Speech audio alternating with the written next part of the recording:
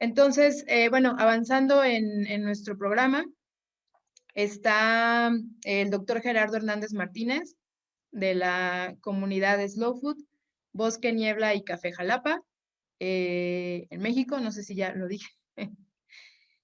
Y bueno, nos va a estar compartiendo un poco de sus experiencias de trabajo en el estado de Veracruz. Su charla se llama La agroecología cafetalera hasta el consumidor. Entonces, bueno, bienvenido Gerardo, te cedemos la palabra. Hola, ¿qué tal? Buenos días a todos.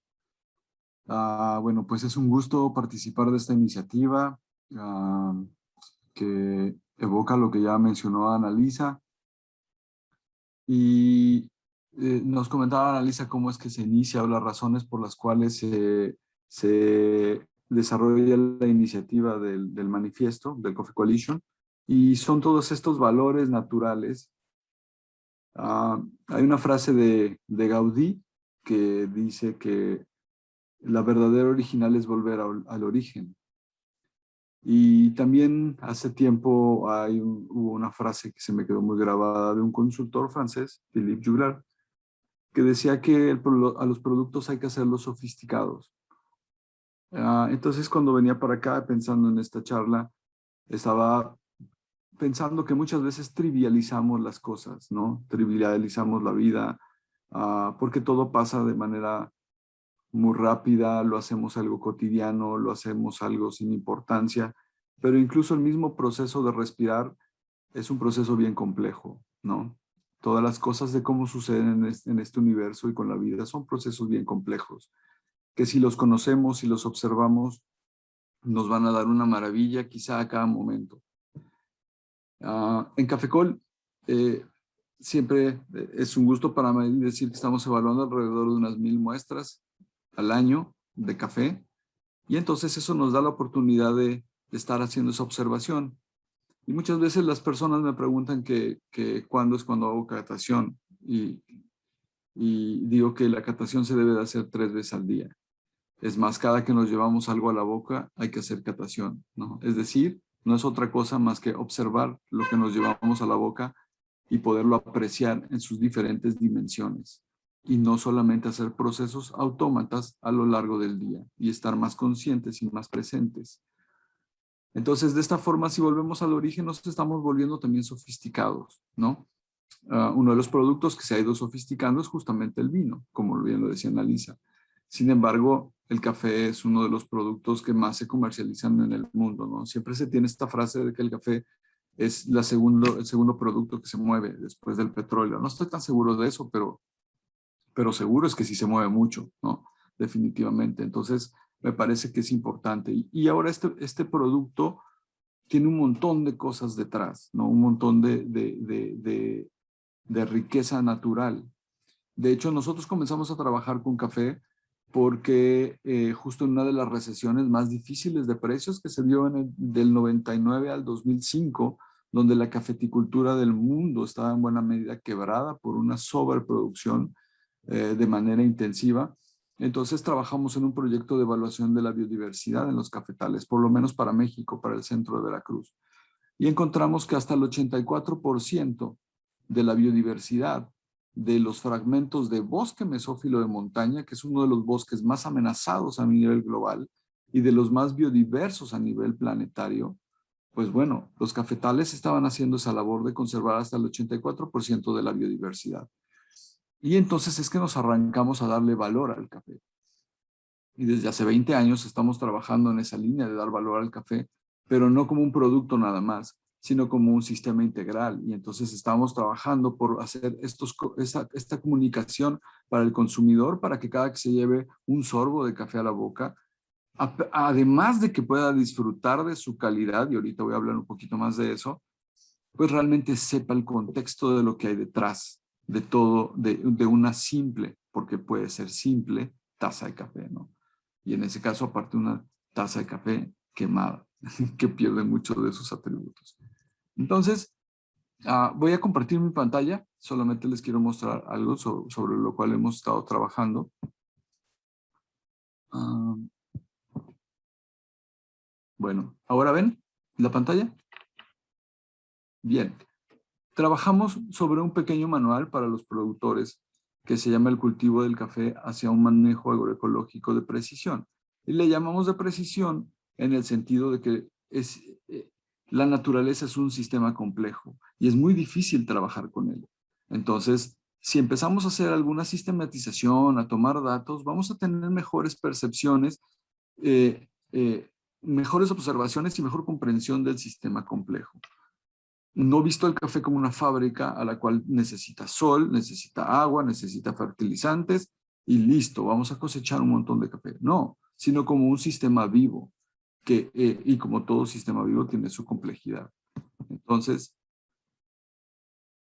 este cuadro, esta lámina, se define lo que es la parte de la agroecología.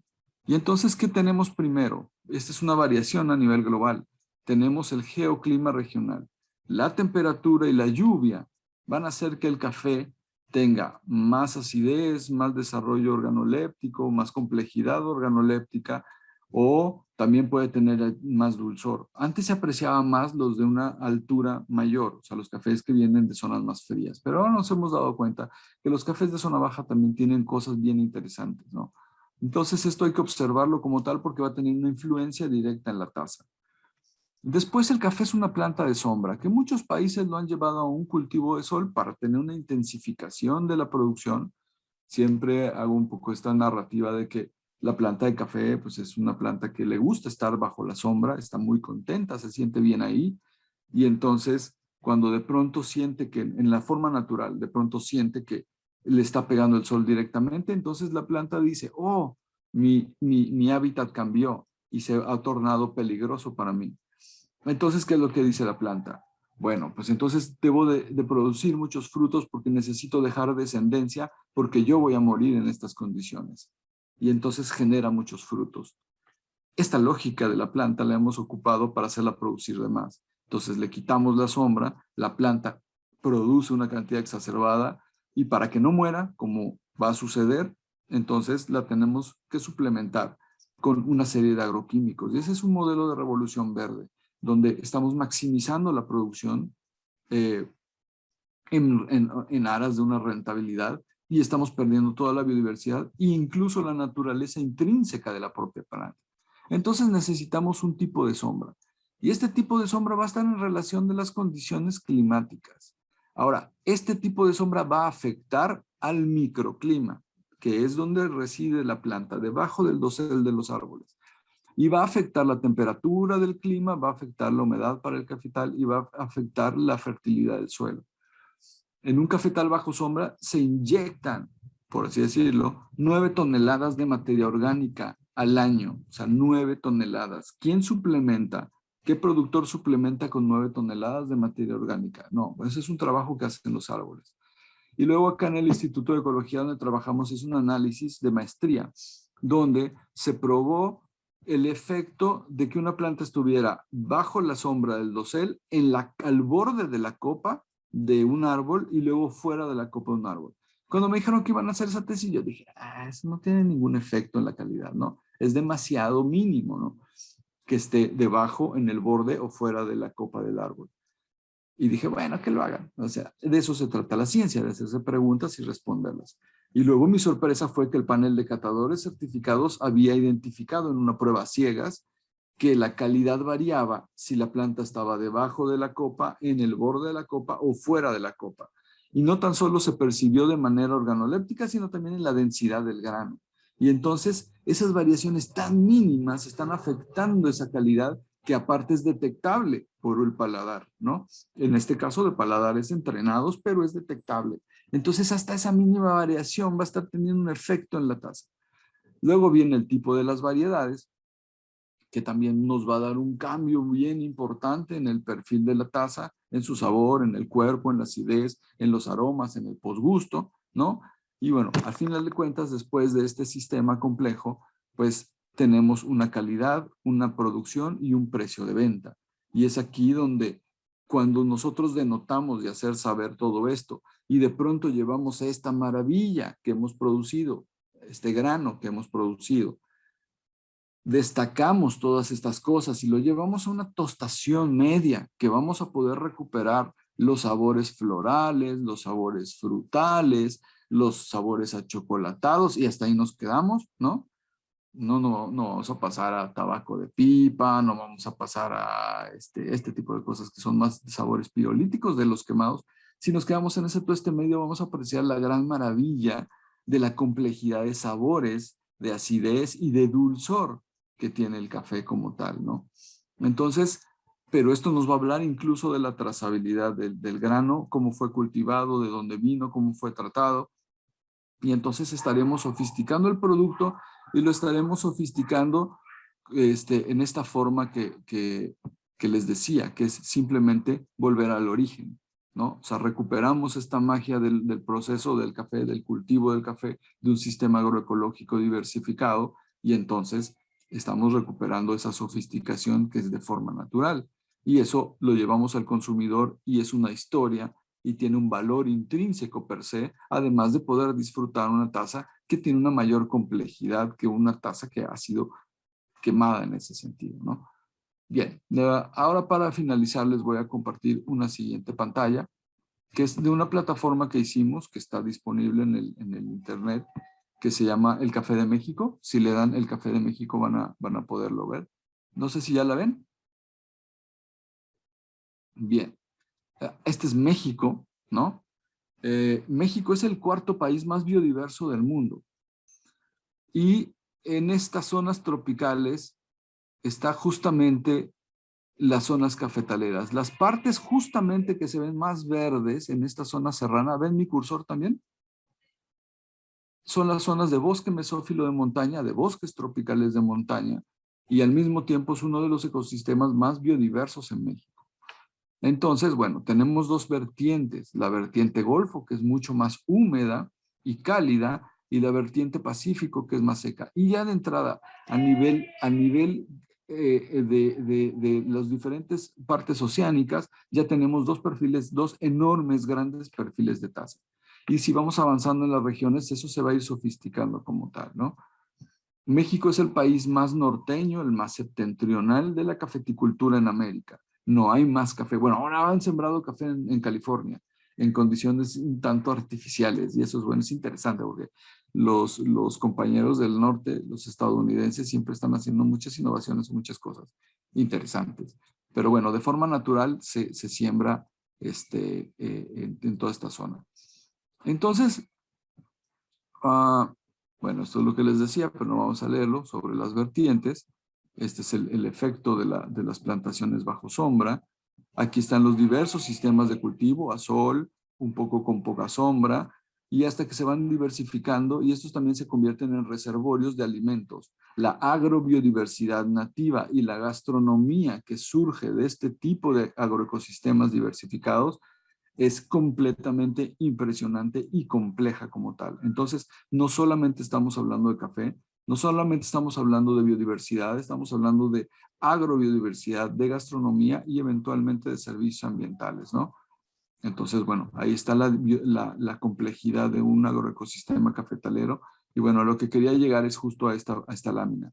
Eso que se ve ahí, subrayado, por así decirlo, o en polígonos, es justamente las zonas cafetaleras de México. Y entonces así, a simple vista como tal, podemos,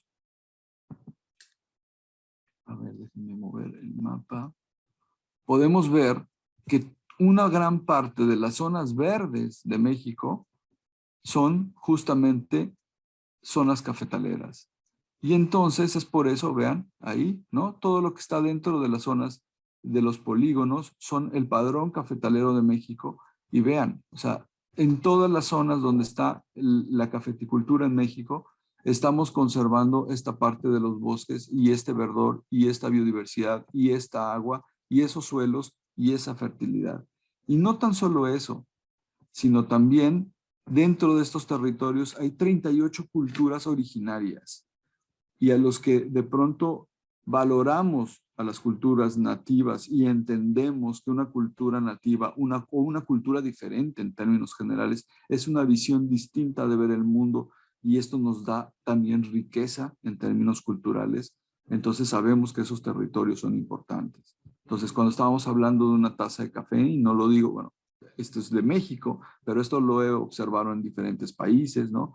El Salvador, Nicaragua, Guatemala, República Dominicana. Entonces, cada uno va teniendo su diversidad cultural. Hay vidas dentro de ahí, hay agrobiodiversidad cuando se mantiene la complejidad de la diversidad tropical y finalmente eso se distingue en una taza de café que podemos ir probando con las diferentes y hermosas variaciones de sabor que vamos teniendo los diferentes países y las diferentes regiones e incluso las microrregiones y como les acabo de decir, podemos encontrar variaciones hasta si la planta estaba debajo del árbol, en el borde de la copa o fuera de eso. Entonces, bueno, ¿qué queda? Pues queda divertirse, ¿no? Queda conocer, queda divertirse, queda explorar, queda vivir el café y disfrutar del café como un ejemplo más de todo lo que se debe de disfrutar en ese sentido, ¿no? Porque bueno, a fin de cuentas, insisto, cualquier cosa que nos llevamos a la boca quizá debería de pasar por un proceso de este tipo, ¿no? Entonces, bueno, esto hay que llevarlo al mercado y estos valores que están relacionados con todo lo que menciono, pues pueden ser compartidos. Pueden ser compartidos en lo que ahora llamamos mercado. Y también celebro en buena medida lo que decía Annalisa en términos de la cooperación. Me parece que hemos estado viviendo en un capitalismo rapaz. No es que esté en contra del capital como tal, pero este asunto de la competencia desmedida que se comen unos a los otros, nos comemos unos a los otros por medio de los negocios, me parece que eso se debe de modular hasta cierto punto. Y si bien la competencia la competitividad es una buena fuerza para que cada uno vayamos desarrollando nuevas cosas, es atractiva la competitividad, la cooperatividad también es una fuerza muy poderosa y me parece que debemos de saber balancear ambas y hasta dónde la competitividad nos hace daño para estar bloqueando al de junto y el día que entendamos que el bienestar de los demás es el bienestar propio a nivel planetario, porque esa es la conciencia que estamos desarrollando ahora, entonces esto puede ir caminando mejor y evitar menos historias dolorosas o de tragedias que las vemos en todas partes del mundo. Entonces, bueno, si podemos colaborar un poco desde la cafeticultura a esto, pues qué mejor, ¿no? Y aparte de beber un delicioso café con pan o algo así, está bastante bueno. Bueno, pues eso es lo que les quería compartir. Muchísimas gracias. Muchas gracias, Gerardo. Sabemos que te tienes que ir porque justamente vas a hacer chamba en en otro estado cafetalero aquí en México. Entonces, buen viaje. Así es, vamos a Y medir plantaciones, vamos a medir árboles, vamos a medir estratos, vamos a medir densidades, vamos a medir horizontes de suelo, en un proyecto que estamos haciendo acá en México para valorar justamente la cafeticultura. Es un proyecto de la ONU para valorar la cafeticultura en sus dimensiones sociales, culturales, económicas y por supuesto naturales. Y bueno, se los estaremos compartiendo porque para eso es, ¿no? muchas gracias. Con mucho gusto. Saludos a todos. Qué gusto verlos y saludarlos. Gracias. Pues bueno, como dice Gerardo, celebramos el café porque si pensamos en cualquier otro cultivo que se maneje de manera intensiva, pues probablemente no vamos a encontrar toda esta diversidad que encontramos en el cafetal bajo sombra, ¿no? Además de todo el patrimonio gastronómico que se conserva, hablando de los cafetales.